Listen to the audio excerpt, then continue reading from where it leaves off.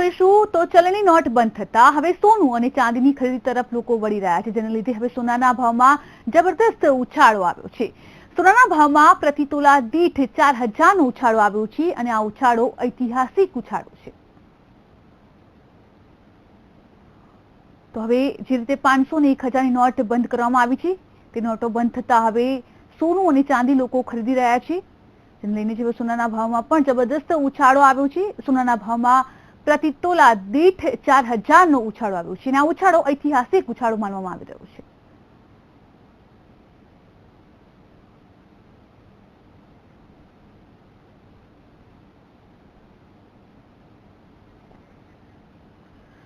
અને આજ અંગે સીધા જઈશું સંવાદદાતા નરેન્દ્ર રાઠોડ પાસે। નરેન્દ્ર, જાણવા માંગીશું કે બહુ જ મોટો નિર્ણય લીધો છે પીએમ મોદીએ। ચલણી નોટ બંધ થતા જ હવે સોનું અને ચાંદીની ખરીદી તરફ વળી રહ્યા છે લોકો। ત્યાં માહોલ જાણવા માંગીશું અને આખરે હવે નિષ્ણાંતો શું માની રહ્યા છે આ નિર્ણયને લઈને, જાણીશું આપની પાસેથી।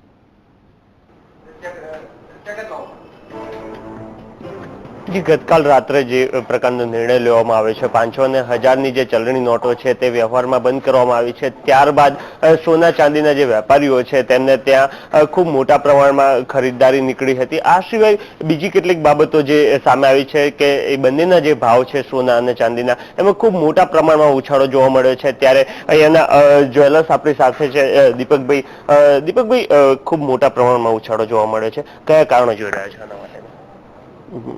એક ઇકોનોમિક્સનો નિયમ છે કે જ્યારે કોઈ પણ કરન્સી ઉપરની જે કોઈ મુવમેન્ટ થાય છે ત્યારે એને ને સોનાને એકદમ કોરિલેટેડ હોય છે। એટલે જ્યારે કરન્સીમાં તોફાન આવે છે ત્યારે સોનું ઓટોમેટિકલી વધતું હોય છે। આજે સોનામાં ખૂબ જ મોટો ઉછાળો આવેલો છે। પર બિસ્કિટ 10,000 રૂપિયાનો ઉછાળો આવેલો છે। ચાંદીમાં પણ 1000 રૂપિયા કિલોનો ઉછાળો આવેલો છે। આ એક સ્વાભાવિક છે અને એ થવાનું જ હતું। એ પણ એક નિયમ અનુસાર, ઇકોનોમિક્સના નિયમ મુજબ પરફેક્ટ હોય છે। એટલે અત્યારનો જે કાંઈ ઉછાળો છે એ ટેમ્પરરી છે। જ્યારે આપણી જે ભારતની આવડા મોટા દેશની જ્યારે કરન્સી ઉપર 80% કરન્સી જ્યારે આઉટ ઓફ ટેન્ડર થતી હોય છે ત્યારે આ ઉછાળો સ્વાભાવિક છે।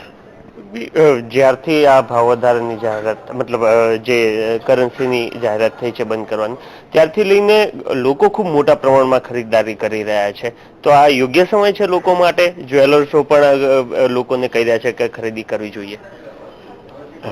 યોગ્ય સમય તો ન કહી શકાય, પણ લોકો પાસે જ્યારે કેશ પડેલી હોય અને એ લોકો ખરીદી ઈચ્છતા હોય તો કોઈ જ્વેલર્સે આ બાબતમાં ડીલિંગ કરતા હોઈ શકે।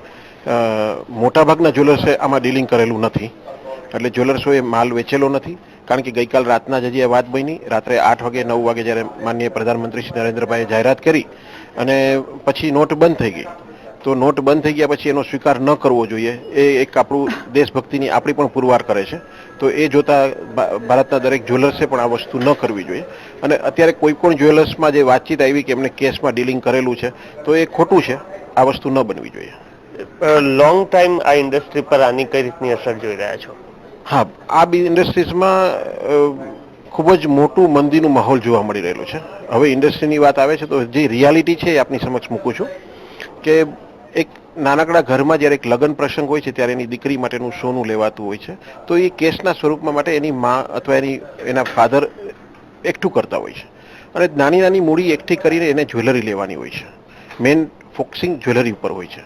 તો આ એને જે એકઠી કરેલી મૂડી છે એ અત્યારે અમને લોકોને એવું લાગેલું છે કે એ લોકોને આમાંથી બાકાત રાખવા જોઈએ, કે જે નાના ઘરના માણસો કે જેમને ખૂબ જ મહેનત કરી અને 2, 2.5, 3 લાખ રૂપિયા ભેગા કરેલા છે અને દીકરી માટે 100 ગ્રામ સોનું લેવા માટે આવવાના હતા, તો જે 2-3 લાખ રૂપિયા સુધીની જે ખરીદી હોય એ ગવર્મેન્ટે એમને છૂટ આપવી જોઈએ અને ખરીદી કરવા દેવી જોઈએ।